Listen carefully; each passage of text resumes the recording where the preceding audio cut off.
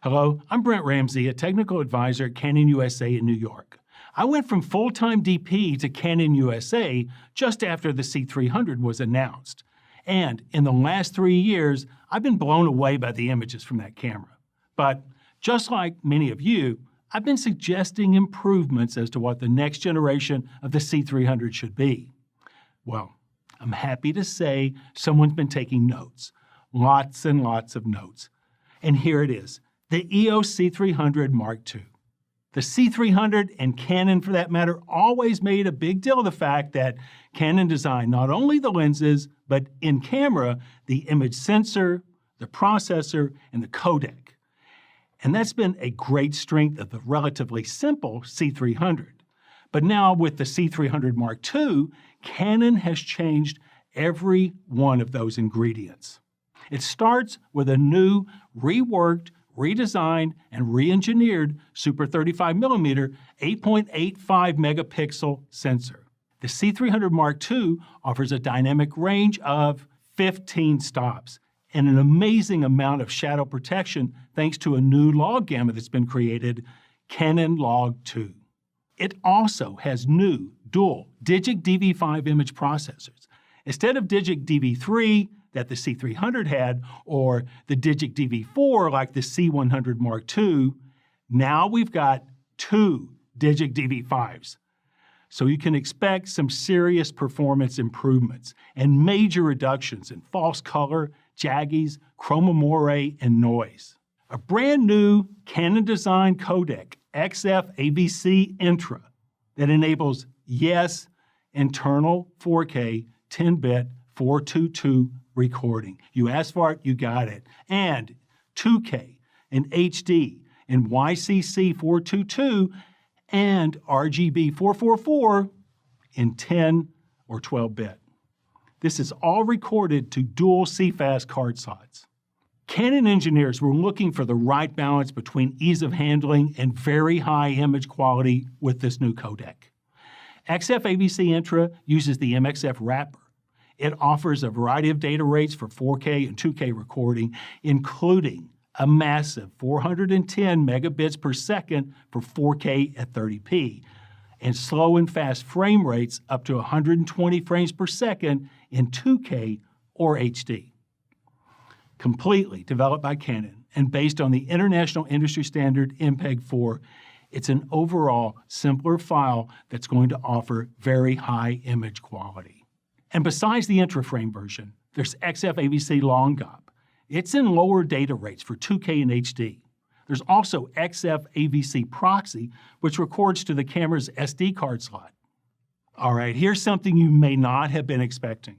If you want to shoot uncompressed, 4K RAW and 2K data can be output to an external recorder simultaneously while recording to CFast cards in camera. This essentially enables the same workflows as the EOS C500. Now let's have a closer look at the EOS C300 Mark II's newly designed sensor and how it compares to other sensor formats. It's a Super 35mm sensor, but just looking at it, you'll notice that it's slightly wider than Super 35mm. But it's essentially using the Super 35mm portion of the sensor for now. But the extra size is intriguing. They've made many improvements to it, and this includes a redesign to control the light gathering capabilities of the photo sites and improvements to the noise cancellation system. Fixed pattern noise has virtually been eliminated. All of this and much more contributes to the expanded dynamic range of 15 stops and ever lower noise levels. Also, the sensor readout, the time it takes to wipe the sensor clean and refresh it. It's twice as fast as the C300, so rolling shutter distortions have been drastically reduced. Now this is huge. Dual pixel CMOS autofocus ships installed in the C300 Mark II. Now, I know autofocus can be a sensitive subject among professionals, but a lot of us will take all the help we can get when it comes to shooting 4K. So, you can now get some big-time help thanks to some major breakthroughs with autofocus in the C300 Mark II. Even if you're using a cine-style lens, there's a new Focus Assist guide in the C300 Mark II that can help you out. There's always One Shot AF for a quick check. and continuous AF with AF lock. But dual pixel autofocus in the C300 Mark II differs substantially from the original version.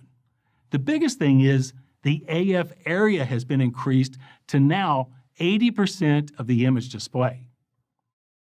Now you still get an AF frame, but you can make the guide smaller. And now you can move the AF frame area around the effective shooting area, and you can actually plan the shot and make allowances for it. Dual pixel autofocus in the C300 Mark II allows you to change the continuous AF speed. Do you want it to roll in softly or grab the subject quickly? There's 10 settings for that. Subject tracking sensitivity is also set in 7 levels. That controls how fast you want it to switch to or ignore another subject. And then there's a cool new feature called AF Boosted Manual Focus that comes into play when the system just doesn't have anything to work with, something that I like to call gray matter. When this occurs, lens movement is disabled, so there's no searching, and a yellow highlight in the frame urges you to perform manual focusing correction. Okay, and then this, really new and very helpful. It's called a focus guide. This on-screen guide has a pre-focus, in-focus, and post-focus display. And it's not just for EF. It works for manual focus cinema-style lenses as well. It exploits the extreme precision of dual pixel autofocus detection. When you see the green, you're in focus. And it also has face detection. Face AF now works with all EF lenses, not just the STM. And here's one more thing. The C300 Mark II also enables autofocus for the Cine Servo 17-120.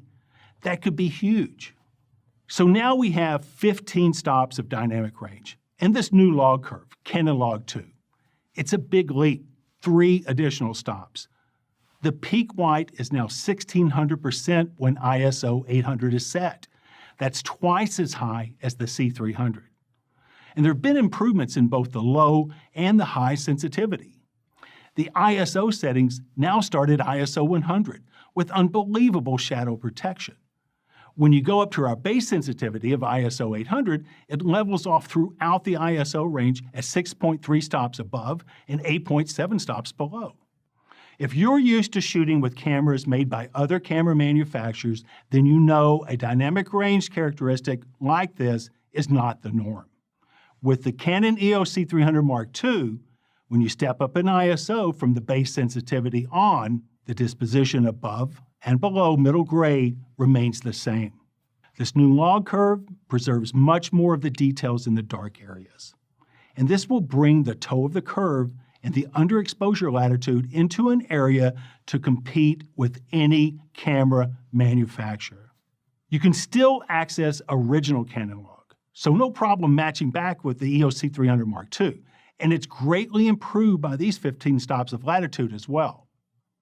Also, there's been added this YDR flat gamma, and this is kind of a new twist on YDR. It's hard not to notice that the C300 Mark II now extends all the way up to ISO 102,400, and the noise levels throughout have been improved. But to help you out, the built-in NDs now expand from the original 0, 2, 4, and 6 stops to 8 and 10 stops. All the major color gamuts are in the C300 Mark II, BT 2020, DCI P3, and of course BT 709 for HD television. The C300 Mark II adds Cinema Gamut. Cinema Gamut encompasses all of these and every film stock ever made.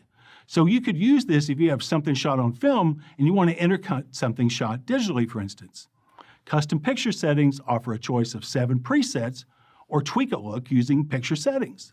Color matrices match images from the EOS C300 Mark II with other Cinema EOS models or even other camera manufacturers. There's so much more to discuss about this camera, and ultimately, you're going to have to check one out yourself. But here's just a couple of things I thought of I want to urge you to check out, like sound recording. Sound recording in camera is 4-channel and 24 or 16-bit. The display, it now reads in T-stops as well as F-stops. And it's packed with LUTs for converting looks to 709, 2020, DCI, and even ACES. And all this can be sent out over the HDMI, the monitor out, or the rec out terminals. You can even send the waveform monitor out to onset monitors. The white balance has been extended for shooting underwater, and on and on. The C300 became a phenomenon with just 8 bits, with just 50 megabits per second and 8 bits. It found great success with documentary production as a B camera, and even as an A camera, and of course an everyday rental. But now with these improvements, I really don't see any limitations with the EOS C300 Mark II. That's been an overview of the major imaging improvements, but I'm dying to show you the reworked camera body design. There's lots of functional and operational improvements that you'll want to check out. So next, a quick walk around and we'll look at the camera itself.